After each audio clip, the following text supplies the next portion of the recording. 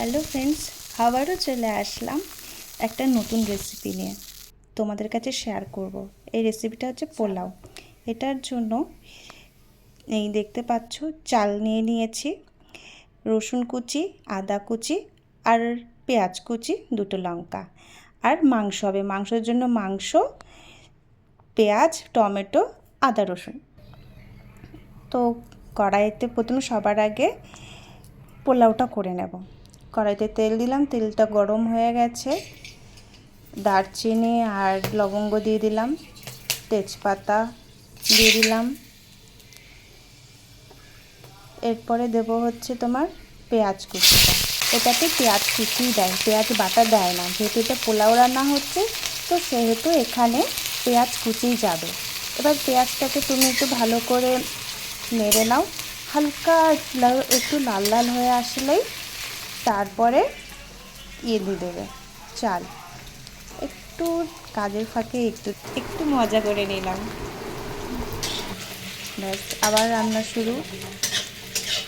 এই যে এরকম পেঁয়াজটা একটু লাল লাল হয়ে আসলে দিয়ে দেবে আদা কুচি, দিয়ে দেবে রসুন কুচি,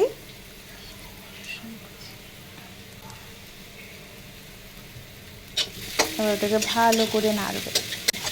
ভালো করে নেড়ে ওতে স্বাদ মতো লবণ,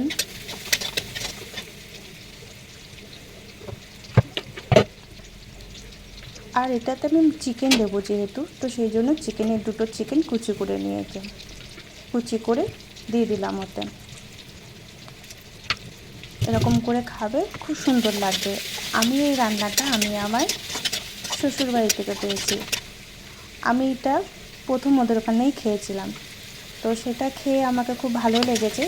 তো তারপর থেকে আমি একটু নিজের মতন করে রান্না করি। দিয়ে দিলাম চাল, এটা বাসমতি চাল আছে। চালটা দিয়ে ভালো করে নেড়ে ওটাকে সুন্দর করে কষিয়ে, দেখো তোমাদেরকে কাছ থেকে দেখালাম, এরকমভাবে কষাবে। কষিয়ে ভালো করে তারপরে জল দিয়ে দিলাম, আঁচটাকে একটুখানি বাড়িয়ে দিলাম, ব্যাস ওটাকে ঢাকা দিয়ে দেবো। ওটাকে একটু ফুটতে দেবো, আর কিছু করবো না, ওর ভিতরে ফুটতে দেবো। এবার মাংসের জন্য মশলা করব। প্রথম পেঁয়াজ কুচি দিলাম। আমি মাংসটা একটু অন্যরকম করেই করি, আজকে একটু অন্যরকম করেই করব। আজকে প্রথমে একটু পেঁয়াজটা কুচি করে রেখে দেবো, একটু পেঁয়াজ দেবো, ওটা বাটা করব। মাংসের জন্য সব মশলাগুলো করছি। এবার মিক্সার গ্রাইন্ডারে গ্রাইন্ড করে নেব। হয়ে গেল, চলো এবার রান্নার ওখানে যাই। এই যে এরকম করে ফাইন পেস্ট করে নিয়েছি। এই যে আমার পোলাওটা হয়ে গেছে। এরকমভাবে খেলে খুবই ভালো লাগে। সানডের দিনে এরকম করে তোমরা যদি বাড়িতে পোলাওটা করো তাহলে খুব ভালো লাগবে খেতে। হয়তো তোমরাও খেয়েছো অন্যরকমভাবে, কিন্তু এটা আমি আজকে বানালাম। এরকম করে একবার বানিয়ে খেয়ে দেখো, সত্যি খুব ভালো লাগবে। আর করার পরে ওতে একটুখানি ঘি দিয়ে দেবে, দেখবে আমি এটাতে ঘি দিয়েছি। ঘি দিয়ে দেবে আর একটু মিঠা আতর দিয়ে দেবে। যদি বাড়িতে মিঠা আতর থাকে মিঠা আতর দিয়ে দেবে, কোনো রকম ঝামেলা ছাড়াই। কাজু কিশমিশ হেভি কিছু লাগে না এতে, কোনো রকম ঝামেলা ঝঞ্ঝাট ছাড়া এটা কিন্তু খুব সুন্দর করে হয়েছে। দেখো এটা কত সুন্দর লাগছে। কতটা কীরকম লাগছে আমি জানি না, আমার তো ক্যামেরা তো অতই না। তো দেখো এটা হয়ে গেছে, নামিয়ে নিয়েছি। এবার চিকেন করব। চিকেনটা আমি আজকে কষা করব। আমি চিকেন আলু দিতাম না, কিন্তু আমার হাজব্যান্ড ও একটু আলু খেতে খুব ভালোবাসে, তো ওর জন্য আমাকে একটা আলু দিতেই হয়েছে। এবার বেশ সুন্দর করে এটাকে করে নেব। আলুটাগুলো প্রথমে ভেজে নিয়েছি, এবার পরপর সব উপকরণগুলো দিয়ে দেবো। তোমরা দেখতেই পাচ্ছ। আর তোমরা তো সবাই প্রত্যেকে তো চিকেন তো আমরা তো নর্মাল বাড়িতে যেরকম করে খাই সেরকমই। আর আমি চিকেনটাকে আগে একটু ভেজে নেব। প্রথমে পেঁয়াজটা দিয়ে তারপরে এই চিকেনগুলোকে দিলাম। চিকেনগুলোকে একটু ভেজে নেব, এতে না সুন্দর লাগে চিকেনের যে টেস্টটা। একটা পেঁয়াজের যে একটু নেড়ে চেড়ে যে পেঁয়াজের যে একটা মিষ্টি রকম একটা ভাব থাকে না, যেটা কী করে বোঝাবো তোমাদেরকে, ওই জিনিসটা তুমি যদি পেঁয়াজ আর কাঁচা পেঁয়াজের সাথে যদি তুমি এই চিকেনটা দাও, খেতে সত্যি খুব ভালো লাগে। এই রান্নাটা আমাকে আমার হাজব্যান্ড শিখিয়েছে। ওতে সব মশলাগুলো এবার দিয়ে দিলাম। এই দেখো সুন্দর করে এরকম করে কষিয়ে নেবে। কাজের ফাঁকে এই জামা কাপড় ভিজাতে চলে এসেছি। হাজব্যান্ডের কটা জামা প্যান্ট আছে, ওই জামা প্যান্টগুলো বেশ ভিজিয়ে দিলাম, হঠাৎ মনে পড়লো। দেখো এবার আবার কিচেনে চলে এসেছি। মাংস প্রায় হয়ে গেছে।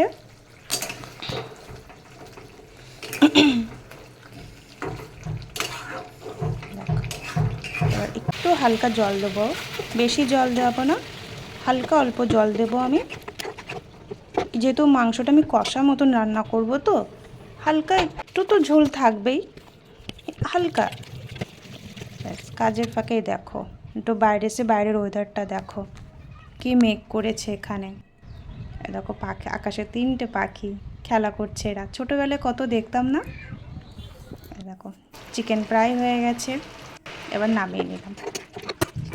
ব্যাস এবার তোমাদেরকে থালায় সাজিয়ে দেখাবো। এই দেখো বাইরে বৃষ্টি পড়ছে, বৃষ্টিতে আমি একটু ভিজিয়ে নেবো। এই দেখো একটু ভিজেও নিলাম, অনেকদিন বাদে একটুখানি হালকা ভিজলাম। কেমন লাগলো ফ্রেন্ডস একটাই কথা বলবো, তোমাদের যদি রেসিপিগুলো যদি ভালো লাগে তাহলে একটু কমেন্ট করবে, আর লাইক করবে, শেয়ার করবে। তোমরা না থাকলে তো কোনো রকম কোনো কিছু তো হবে না, তো একটু পাশে থাকবে। আমার স্নান করা হয়ে গেছে, স্নান করে আমি চলে এসেছি।